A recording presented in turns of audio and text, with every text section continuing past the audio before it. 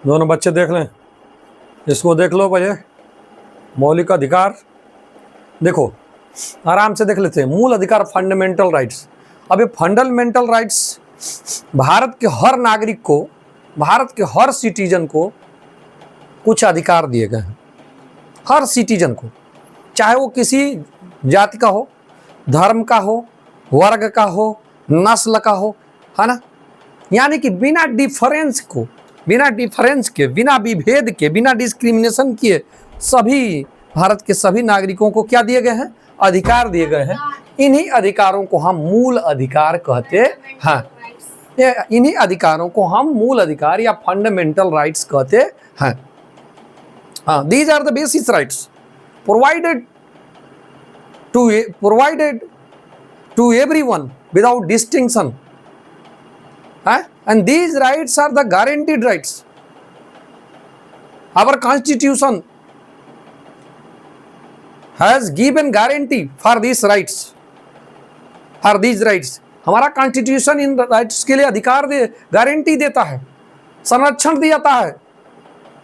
देखिए, थोड़ा सा इस पर और बात कर ले कि हमारे मूल अधिकार। देखिए, हमारा मूल अधिकार संविधान के भाग, तीसरे भाग में मिलेगा। यानी कि हमारे संविधान के किस भाग में हमारा मूल अधिकार है? मूल अधिकार किस संविधान के किस भाग में दिया गया है? संविधान के पार्ट 3 में दिया गया। यह मूल अधिकार, जैसा कि आप जानते हैं कि हमारा जो मूल अधिकार है वह अन्य देशों के संविधानों का क्या कॉपी है, कॉन्स्टिट्यूशन का कॉपी है। हमारा जो कॉन्स्टिट्यूशन है अन्य देशों के संविधानों का क्या है? कॉपी है, नकल। तो हमारा मूल अधिकार कहाँ से लिया गया है? यूएसए के संविधान से लिया गया। हमारा मूल अधिकार की जो अवधारणा है या संकल्पना है, कहाँ से ली गई है? USA, United states of America, संयुक्त राज्य अमेरिका के संविधान से यह लिया गया है।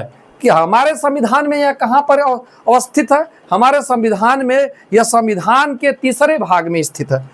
एक सवाल और बनेगा कि हमारा मूल अधिकार किस आर्टिकल से किस आर्टिकल तक फैला हुआ है, तो या दिया है। तो हमारे मूल अधिकार जो है आर्टिकल 12 से स्टार्ट करके आर्टिकल 35 तक जाते हैं। यानी कि आर्टिकल 12 से स्टार्ट करेंगे और आर्टिकल 35 तक, अनुच्छेद 12 से अनुच्छेद 35 तक मूल अधिकार बताए दिए गए हैं। संविधान में जब खोल के देखोगे ना, संविधान जिससे हमारा देश चलता है, क्या समझ रहे हो? यह 26 जनवरी 1950 को लागू किया गया था। क्या समझे? तो 26 जनवरी और इसके 1950 को लागू किया। तो उसी संविधान की मैं बात कर रहा हूँ। संविधान में ये जो मूल अधिकार हैं, जो फंडामेंटल राइट्स हैं, क्या समझ रहे हो, यह संविधान के किस भाग में स्थित है? तीसरे भाग में। यह किस अनुच्छेद से चालू है? यह अनुच्छेद आर्टिकल 12 से आर्टिकल 35 तक है। बस आर्टिकल 12 से आर्टिकल 35 तक आपको मूल अधिकार मिल जाएंगे। ठीक है। अब ये मूल अधिकार, अभी हमने बताया कि मूल अधिकार क्या है। ये वे अधिकार हैं जो हर भारत के नागरिक को प्रदान किए गए, respective of caste, class, religion, race, चाहे वो किसी भी धर्म, जाति का हो, वंश का हो, परिवार का हो, इससे फर्क नहीं पड़ता, सबको दिए गए हैं। क्यों दिए गए हैं जरा सोचो। ये मूल अधिकार क्यों दिए गए हैं, या इन अधिकारों को मूल अधिकार क्यों कहा जाता है? क्योंकि ये अधिकार वे अधिकार हैं जो किसी के जीवन को बचाने के लिए जरूरी है, किसी के सर्वांगीण विकास को, सर्वांगीण विकास के लिए जरूरी है। हर व्यक्ति के सर्वांगीण विकास के लिए मूल अधिकार जरूरी है। उसके जीवन के लिए मूल अधिकार जरूरी है। उसके गरिमा के लिए मूल अधिकार जरूरी है, डिग्निटी जिसे कहते हैं, उसके सम्मान, स्टीम, उसके सम्मान के लिए जरूरी है मूल अधिकार। इसलिए हमारे संविधान निर्माताओं ने, है ना, इस मूल अधिकार को हमारे संविधान में दिया। यह मूल अधिकार सबको प्राप्त है, सब नागरिक को प्राप्त है। और इसका संरक्षण कौन करता? इसका संरक्षण करती है सुप्रीम कोर्ट और हाई कोर्ट, उच्च न्यायालय और सर्वोच्च न्यायालय। इन मूल अधिकारों में से अगर किसी भी अधिकार का हनन सरकार कर रही है तो सीधे आप चले जाएंगे। कहाँ? सरकार कर रही है, व्यक्ति कर रहा है, व्यक्तियों है कि नहीं, सीधे आप कहाँ चले जाएंगे? अगर सरकार कर रही है तो सीधे कहाँ चले जाएंगे आप? हाई कोर्ट या सुप्रीम कोर्ट, सीधे चले जाएंगे। हाई कोर्ट में जाएंगे तो हाई कोर्ट जो है आर्टिकल 226 की तहत रीट जारी करेगा, और सुप्रीम कोर्ट में जाएंगे तो वह आपकी सुनवाई करेगा और आर्टिकल 32 के तहत, यानी कि अनुच्छेद 32 के तहत सुप्रीम कोर्ट जो है रीट जारी करेगा, और आपके अधिकारों का जो हनन हुआ है, जो वायलेशन हुआ है, उसको तोड़ा गया है, उसको छीना गया है, क्या समझे, तो आपको रेमेडी मिलेगी। कहां से रेमेडी मिलेगी? अगर सरकार करती है तो कहां जाएंगे आप? सीधे हाई कोर्ट चले जाएंगे। हाई कोर्ट आर्टिकल 226 के तहत आपको रेमेडी देगी रीट जारी करके, हाई कोर्ट रीट जारी करके। फिर आर्टिकल 32 के तहत सीधे सुप्रीम कोर्ट जा सकते हैं। सुप्रीम कोर्ट आर्टिकल 32 के तहत जो है वह रीट जारी करके आपको उपचार देगी, हाँ, यानी कि इस अधिकारों की रक्षा करेगी आपकी। हाँ, तब देखिए ये मूल अधिकार क्यों जरूरी है, जरूरी क्यों है? मैंने अभी बताया, आपके सम्मान के लिए, आपके डिग्निटी के लिए, आपके लाइफ के लिए, आपके ऑल साइडेड डेवलपमेंट के लिए। कौन कौन से डेवलपमेंट है उसकी बात हम करेंगे, निश्चित रूप से करेंगे। क्या डेवलपमेंट है? आपका डेवलपमेंट है शारीरिक, फिजिकल डेवलपमेंट, फिजिकल डेवलपमेंट जिसमें शरीर के हर अंग प्रत्यंग क्या हो, विकसित हो, उनका अच्छा ग्रोथ हो, वो मजबूत हो, हेल्दी हो, है कि नहीं हो? यही ना शारीरिक है, यही ना शारीरिक वृद्धि है, विकास है।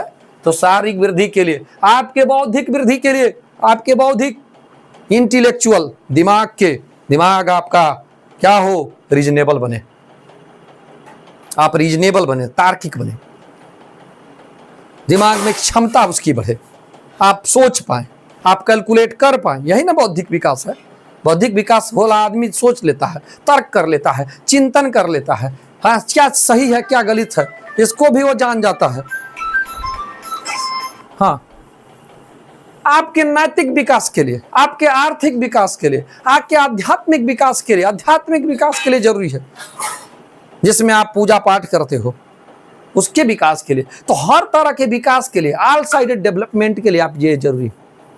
और ये जो मौलिक अधिकार हैं संविधान में आर्टिकल 12 से 35 तक वर्णित हैं, they are mentioned in our constitution, they have been mentioned in our constitution from article 12 to 35, article 12 से 35 तक ये वर्णित हैं। या हमारे कोर्ट, हाई कोर्ट और सुप्रीम कोर्ट द्वारा क्या है, प्रोटेक्टेड। अगर कोई व्यक्ति इन अधिकारों का हनन करता है तो आपको उपचार मिलेगा। अगर सरकार व्यक्ति भी आपके अधिकारों का हनन कर सकता है। इनमें 6, ये कितने हैं संख्या में? 6। इन 6 में से कोई अधिकार आपका छीन सकता है, उसका वायलेशन कर सकता है, तो आप है कि नहीं, आपको उपचार मिलेगा। ये इनफोर्सेबल है, ये लागू करेगी कोर्ट ना, लागू करेगी। अगर सरकार भी आपको परेशान कर सकती है। मान लीजिए लोकतंत्र है, लोकतंत्र की हर तंत्र की अपनी एक कुछ ना कुछ खामियां या दोष होते हैं, डीमेरिट होते हैं। लोकतंत्र का डीमेरिट क्या होता है? लोकतंत्र का डीमेरिट है वोट। आपने हो सकता है सरकार को वोट न दिया हो, जो इस समय वर्तमान में सरकार चल रही है, मान लीजिए भाजपा की सरकार चल रही है वर्तमान में, आपने उनको वोट नहीं दिया, वे आप जान गए तो आपको परेशान करेंगे, हमको वोट नहीं दिया, ये हरामी, आप पर झूठे आपका जो है आप पर केस करेंगे, है कि नहीं?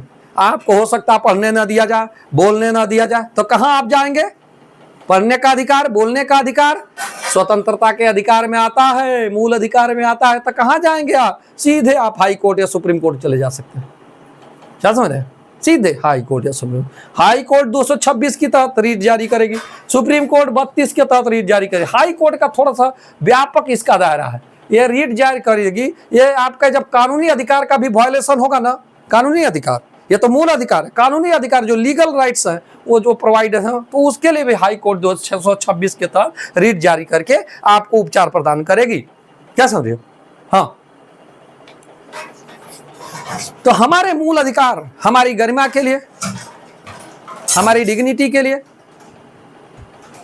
हमारे ऑल साइडेड डेवलपमेंट के लिए, हमारे प्राणों के लिए, हमारे लाइफ के लिए, हर तरह के विकास के लिए, चाहे वो शारीरिक विकास हो, फिजिकल हो, इंटेलेक्चुअल हो, बौद्धिक हो, बुद्धि से संबंधित, इकोनॉमिकल हो, सोशल हो, जैसे हम नैतिक के अंतर्गत रह सकते हैं, जब समाज में आप जाते हैं, छोटे बच्चे बड़े का कदर करना यही बताया जा रहा, तो आप झगड़ा कर दे, हम नहीं कदर, हम कैसे मार दी तो हम वो मारेंगे, नहीं, ऐसा नहीं होता। समाज में कुछ नियम कानून बने हैं, उन्हें मानना पड़ता है। हाँ, लेकिन बड़े को भी सोचना चाहिए कि हम बड़े हैं तो बड़े जैसा बर्ताव करना चाहिए। तो अगर वो नहीं कर पा रहा है तो फिर वो सोचे छोटे से अपेक्षा नहीं करना चाहिए, थोड़ा सा ये भी सोचना चाहिए। इस पर बड़े को भी सोचना चाहिए कि हल्का फुल्का, अगर मान लीजिए अभी एक तौली उसने फेंका, अरे ऐसे देख रही जैसे कुछ नहीं, जानबूझ के फेंका, अरे भाई बच्चा है, वो थोड़ा सा इधर फेंक दिया अपने बचने के लिए, तो उसमें से घाव लगा नहीं आपको, ऐसी कोई बात नहीं है। तो देखिए फंडामेंटल राइट्स कितने हैं? 6। पहले जब संविधान का हमारे निर्माण हुआ तो फंडामेंटल राइट्स की संख्या कितनी थी? 7 थी। दे वर 7 इन नंबर्स, ध्यान दीजिएगा। लेकिन 1978 में संविधान में एक अमेंडमेंट होता है, एक संशोधन हुआ। संशोधन मतलब बदलाव हुआ। उस बदलाव के तहत संपत्ति के अधिकार को, क्या राइट टू प्रॉपर्टी को हटा दिया गया, रिमूव कर दिया गया और उसे कानूनी अधिकार, लीगल राइट बना दिया गया। कब? 1978 में। और वो संविधान में कौथा संशोधन था? 44th संशोधन था, यानी कि 44वां संशोधन था, 44वां। 1978 में यह संशोधन किया गया और इसमें संपत्ति के अधिकार को, जो कि 7वां हमारा मूल अधिकार था, तो पूछेगा कि शुरुआत में कितने मूल अधिकार थे? 7 थे। लेकिन 1978 में इसी वर्ष जो है 44वां संविधान संशोधन हुआ, यानी कि संविधान में अभी तक 1978 से पहले 43 संशोधन हो चुके थे। 78वां संशोधन किया गया और उस संशोधन के तहत 7वां जो अधिकार था, मूल अधिकार था, फंडामेंटल राइट था, उसको हटा दिया गया। तो अब हमारे पास मूल अधिकारों की संख्या कितनी है? 6। यह मूल अधिकार संविधान के किस भाग में है? तेरा बताओ भाई, किस भाग में? मूल अधिकार संविधान के किस भाग में वर्णित है? 3rd भाग में वर्णित है। कितने हैं मूल अधिकार? 6। ये आर्टिकल किस से किस, कहां तक से कहां तक वर्णित है? Article 12 to 35। बस ध्यान देने वाली बात। अगर आपके मूल अधिकारों का हनन सरकार करती है, कहां जाओगे? सीधे उच्च न्यायालय में जा सकते हो, सीधे सर्वोच्च न्यायालय में, सुप्रीम कोर्ट में जा सकते हो, हाई कोर्ट में भी जा सकते हो। सुप्रीम कोर्ट किस आर्टिकल के तहत आपको रीट प्रदान करेगी? आपको 32 के तहत। हाई कोर्ट 226 की तरह। क्या यह मूल अधिकार परिवर्तनीय है? क्या इसे लागू कराएगी कोर्ट? यस, लागू कराएगी। यह परिवर्तनीय, यह परिवर्तनीय है, लागू होंगे। हाँ, आइए मूल अधिकारों पर हल्का चर्चा करते हैं, फिर एक एक करके देखा जाएगा। पहला जो मूल अधिकार है, राइट टू इक्वलिटी, आर्टिकल 14 से 18 तक दिया गया है। राइट टू इक्वलिटी,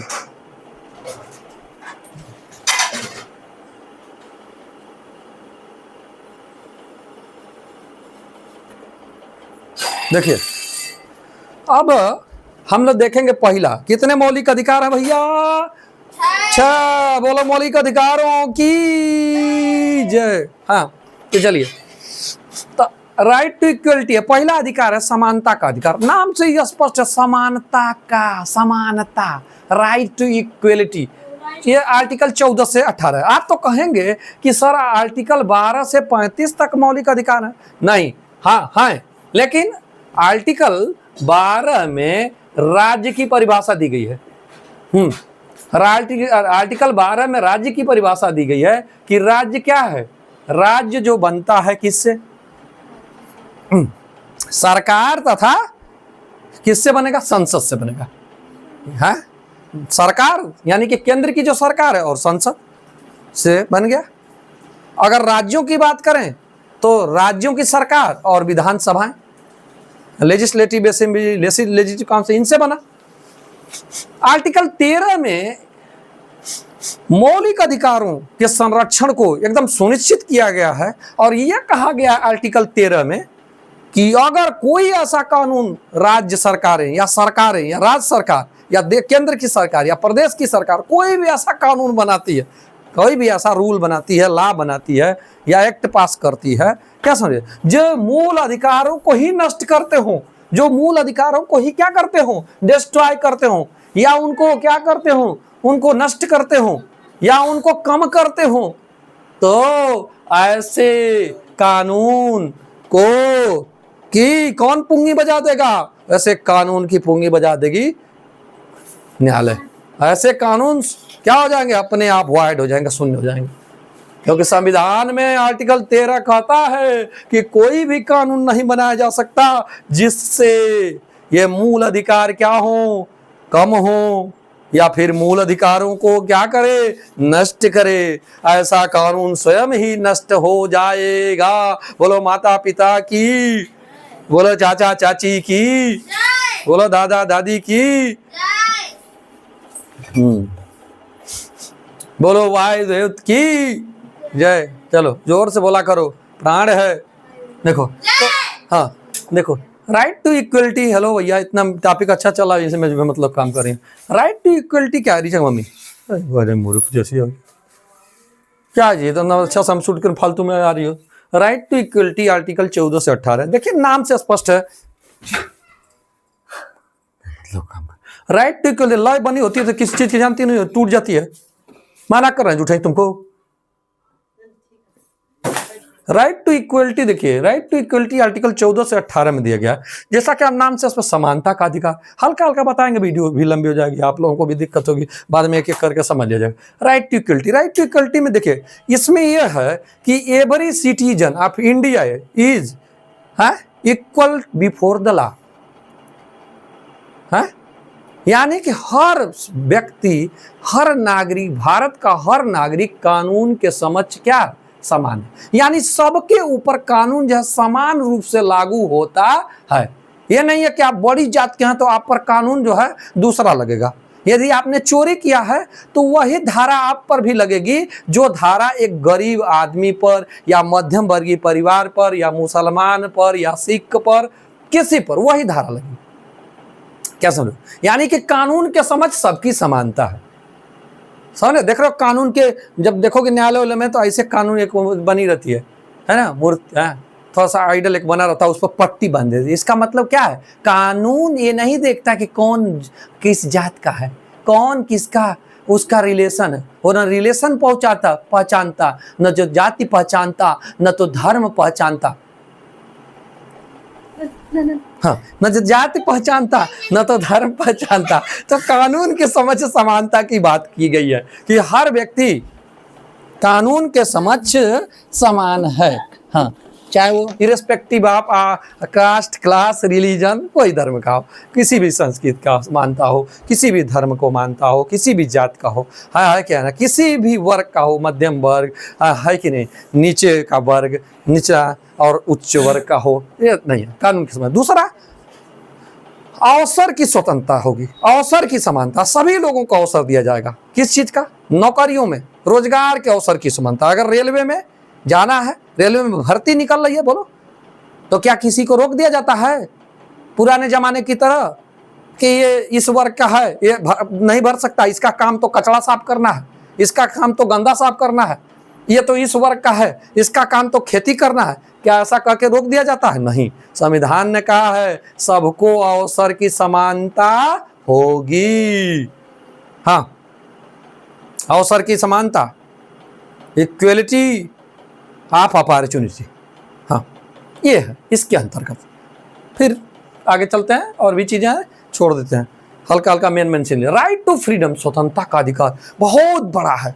19 से 22 तक आर्टिकल 19 से 22 तक, 19, 20, 21, 22 है ना, 19, 20, 21, 22, 19 से 22 तो स्वतंत्रता के अधिकार कहा गया। स्वतंत्रता के अधिकार में आपके जीवन का अधिकार भी क्या है? जीवन जीने का अधिकार। हर व्यक्ति को यह अधिकार है कि वो अपना जीवन जिए। कोई भी सरकार या कोई भी राज्य या कोई व्यक्ति या व्यक्तियों का समुदाय किसी से व्यक्ति से ये जीवन जीने का अधिकार नहीं छीन सकता। इसी के अंतर्गत आपको ये भी अधिकार है। अन्य अधिकारों की बात करें तो इसके अंतर्गत ये भी अधिकार है right to speech. Right to speech, अभिव्यक्ति का अधिकार। यानी कि अभिव्यक्ति का अधिकार क्या है? आप न्याय संगत तरीके से किसी भी बात पर अपना, किसी भी विषय पर अपना विचार प्रकट कर सकते हैं। लेकिन जब तानाशाही गवर्नमेंट आती है और आप जब कोई बात करते हो तो ऐसी गवर्नमेंट क्या करती है? आपको जेल में ठूस देती है, कोई ना कोई आरोप लगा के। देखिए, तो ये तानाशाही का पहचान है। अगर किसी देश में डेमोक्रेटिक देश है, लोकतांत्रिक देश है तो उस देश में आपको स्वतंत्रता है दल बनाने का, अपनी बात रखने का, जीवन को सही ढंग से जीने का, ये सब स्वतंत्रता है कि नहीं? प्रोटेस्ट करने का भी अधिकार आपको है, ये स्वतंत्रता आपको है। अपने अनुसार व्यवसाय चुनने का, काम चुनने की स्वतंत्रता, देखो इसके अंतर्गत आएगी, ये सारी चीज इसके अंतर्गत आएगी। हाँ, पहले के जमाने में आपने सुना होगा, आपने इतिहास में पढ़ा होगा कि यह स्वतंत्रता नहीं दी जाती थी सबको, किसी को अपने मन से व्यवसाय चुनने का अधिकार नहीं था। एक ऐसा तंत्र बनाया गया था, एक ऐसी प्रणाली बनाई गई थी, एक ऐसा सिस्टम बनाया गया था जिसमें आप अगर उस जात से बिलोंग करते हैं तो आप वो काम चाह के भी नहीं कर सकते थे। आपको सेना में जाने का मन था, आपको जज बनने का मन था, आपको धनुष विद्या सीखने का मन था, आप नहीं सीख सकते थे। कारण क्योंकि उस समय का सिस्टम में बना दिया गया था कि आप फलाना जाति के हैं तो फलाना जाति को भगवान ने यही काम करने के लिए धरती पर भेजा है, नहीं तो बैलेंस बिगड़ जाएगा। देखिए, एक झूठा प्रपंच, एक झूठी रचना, उन्होंने किताबें ऐसी लिखी, उन किताबों में अपने ही परिवार वंशज के लोगों को भगवान की तरह दिखाया। उन लोगों ने भी मैंने उस किताबों में इस तरह का वर्णन आया कि भगवान भी ऐसे, देखो ऐसे ही कहते थे, उनको पहले भगवान के रूप में स्थापित किया, तो भगवान भी ऐसा चाहते थे, हमने नहीं किया। आज कहते हैं हमने नहीं किया, चलो इस पर बात करें बाद में। तीसरा है राइट अगेंस्ट एक्सप्लॉइटेशन, शोषण के विरुद्ध अधिकार। आर्टिकल 23 से 24 में शोषण के विरुद्ध अधिकार दिया गया। शोषण के विरुद्ध अधिकार में कोई भी व्यक्ति या सरकार आपका शोषण नहीं कर सकती। शोषण का मतलब होता है कि शोषण हुआ है, जैसे कोई बच्चा है, कोई जबरदस्ती उससे काम करा रहा है तो उसका शोषण न हुआ, है कि नहीं?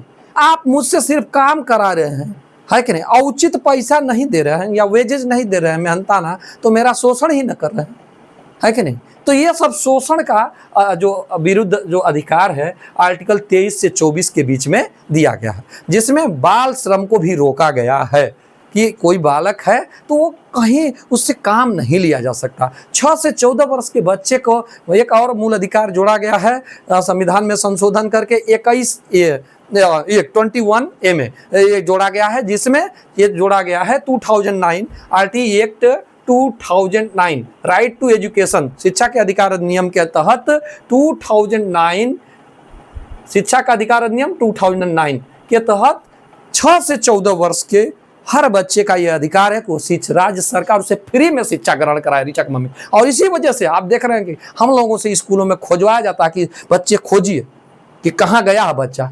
ऊपर का बच्चा नहीं खोजवाएगा, लेकिन ये 6 से 14 वर्ष का, यानी कि कक्षा 1 से 8 तक का, क्योंकि उसका अधिकार है, वो जाके केस कर देगा तो गवर्नमेंट फंस जाएगी ना, अधिकारी फंस जाएगा। उसका अधिकार है पढ़ने का, आपने उसके अधिकार और अधिकार, हाँ, तो सरकार को है ना ये दिया गया कि भैया पढ़ाएंगे आप, उसका अधिकार है। सरकार के विरुद्ध केस कर देगा कि हमको पढ़ाया नहीं, कि हम तो छोटे थे, तब सरकार क्या जवाब देगी, ये जान लीजिए। ऐसा इसलिए किया गया है कि भैया सरकारें भी जो है ना, कि अगर देश में लोग हैं और सरकारें क्या है, लोगों का प्रतिनिधित्व तो करती हैं। सरकारें कहीं बाहर से नहीं है, लोकतांत्रिक सरकारें, हाँ, जनता उसकी है, तो जनता का कल्याण वेलफेयर है कि नहीं, पढ़ाई से भी होगा, है नहीं, है कि नहीं? तो पढ़ाई सबके लिए जरूरी है।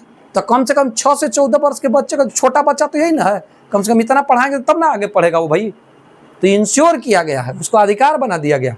चले आगे बढ़े। शोषण के विरुद्ध देखिए, अट्ठा भट्ठा पर से कहीं भी काम हम कर रहे थे ना, अगर पहुंच गए भाई, चोरी से कोई करा ले, क्योंकि शोषण हो रहा, बच्चा नहीं जानता, हमारा बच्चा वो छोटा बच्चा जैसे उसकी उम्र नहीं है, वो बालिग नहीं है, वो 18 वर्ष का नहीं है, उसको क्या पता है, ले जाकर कोई गिलास समझवाएगा, दिन भर में 50 रुपया दे देगा, वो बड़ा खुश हो जाएगा, हाँ 50 रुपया मिल गया, हाँ 50 रुपया मिल गया, बड़ा हो जाएगा।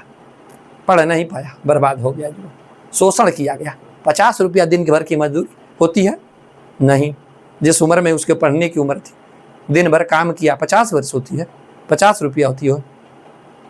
दो चीज उसमें हो गई, एक तो आपने एक कानून तोड़ा, राइट टू एजुकेशन तोड़ दिया उसका, दूसरा आपने उसको, हाँ, उसके शोषण किया, आपने उसे कई घंटे काम लिए, लेकिन उतना पैसा नहीं दिया, टाइम पर खाना नहीं दिया। देखो, तो ये शोषण है। अंग्रेज भी इसी तरह शोषण करते थे। हमारे देश में जब पुरानी व्यवस्था थी, हाँ, तो बहुत ही स्ट्रिक्टली जो है तीसरे वर्ग चौथे वर्ग का भी शोषण बहुत ज़्यादा होता था। वो बेचारे मार ही खाते थे। इतिहास गवाह है, मैं बाहर से नहीं बोलता, अब बाहर से बोलने की बात नहीं, किसी की इसमें आलोचना नहीं है, बस हमें इतिहास से सीखना चाहिए और अब वैसा नहीं करना चाहिए, ये कसम ले लेनी चाहिए। देखो, तीसरा जो चौथा अधिकार है धर्म की स्वतंत्रता का अधिकार। धर्म की स्वतंत्रता का अधिकार इसलिए दिया गया आर्टिकल 25 से 28। देखिए, भारत जैसे देश में जहाँ पर सबसे ज़्यादा हिंदू, इसमें जो है कुछ अल्पसंख्यक हैं, जैसे सिख हो गए, जैसे मुस्लिम हो गए, तो इनको भी जब भाई देखिए, अब अधिकांश हिंदू तो उसी जो धर्म है वही को मानते हैं, वही देवी देवता हर चीज़ ना, है कि नहीं? इक्का दुक्का छोड़ दे 1% तो, लेकिन इनके लिए प्रॉब्लम हो जाएगी। अब चारों तरफ 100 में से 80 लोग एक ही धर्म के हों तो 20 लोगों को क्या करेंगे? कहेंगे बात अल्लाह मैंने कहा है, अथवा मैंने कहा, हाँ, तो ऐसा करेंगे। तो इसीलिए इसको मूल अधिकार दिया गया कि अपने हिसाब से धर्म उपासना करने का अधिकार रहेगा, अपने अनुसार वो ना उसका देवता रहेगा, जो मन करे तो वो पूजा करे, जिसकी मन करे उसकी पूजा करे। अब मान लीजिए मेरा कल्याण बाबा साहब ने किया और मुझसे जबरदस्ती जो है या पूजा करवाया जाए किसी तीसरे की, तो मुझे तो अच्छा नहीं लगेगा, मुझे मेरा दिल ही स्वीकार नहीं करेगा। तो ऐसा चीज जिसे दिल ही नहीं स्वीकार करता, बताइए उसका कोई मतलब है? हाँ, आपसे कहा जाके ये तुम्हारे बाप नहीं है, वो तुम्हारे बाप है, चल चल वही बाप है, तो उनका पूजा कर। हो सकता है डर के मारे पूजा करो, लेकिन दिल से तो पूजा नहीं करोगे। साला वो तो हमको कुछ नहीं किया, हमारे पापा हमको पढ़ाए, हमको खिलाए पिलाए, अच्छी बात बताए, ये सब, हाँ, तो दिल की बात है। तो जिस पर दिल में नहीं लगेगा, जिसको आप मनबे नहीं करेंगे, तो डर के मारे क्या होगा? तो उन्हीं को बचाने के लिए, है ना, इस माने को, क्योंकि आस्था का विषय क्या है? अपना हर इंडिविजुअल की अपनी आस्था होती है। मान लीजिए इनकी आस्था किस में? इनकी आस्था अपने माता पिता में, तो माता पिता की पूजा करेंगे। कैसे हमारे जबरदस्ती तीसरे की पूजा करेंगे? हाँ, जब इम्पोर्टेंस जानेंगे तब ना पूजा करेंगे। अब उनको तो कभी उससे कुछ फायदा नहीं मिला तो पूजा नहीं करेंगे। अब जितने दलित हैं, आप कहिए कि चलिए उनका उहाव देवता हम पूजा करिए, पीछे है शेड्यूल SC ST के लोग हैं, इसमें हम भी हैं, तो हमारा तो मन में नहीं करेगा। तो इसीलिए इसको फ्रीडम में दे दिया गया कि आप फ्रीडम है, आज़ादी, कोई किसी को फोर्स नहीं कर सकता कि आप इसी धर्म को अपनाओ, इसी देवता की उपासना करो। आप फ्री हैं, जो मन के जिसकी उपासना करिए, वही समझिए। तीसरा जो पांचवा है कल्चरल एंड एजुकेशनल, सांस्कृतिक और शैक्षिक अधिकार। कल्चरल, हर व्यक्ति को अधिकार है, चाहे भारत के हर सिटीजन को संविधान द्वारा ये अधिकार दिया गया है, आर्टिकल 29 से 30 तक ये अधिकार है। सांस्कृतिक और शैक्षिक, सांस्कृतिक में जिसमें सभी रीति रिवाज परंपराएं आती हैं, हर धर्म की अपने रीति रिवाज और परंपरा है। तो चूंकि इंडिया एक सेकुलर कंट्री है, धर्मनिरपेक्ष राज्य है, जिसका इंडिया सेकुलर कंट्री, धर्मनिरपेक्ष राज्य है, यानी कि इस देश का कोई भी धर्म नहीं है, कोई भी धर्म नहीं है। तो यहाँ पर सभी धर्मों को या सभी लोगों को ये दिया गया कि अपनी अपनी जो भी संस्कृति है उसको बचा के रखें, उसके अनुसार जो है आप अपने रीति रिवाज के अनुसार त्यौहार मनाएं, उसी है कि नहीं, कस्टम्स जो भी हैं उसको फॉलो करें, कोई दिक्कत नहीं है भाई।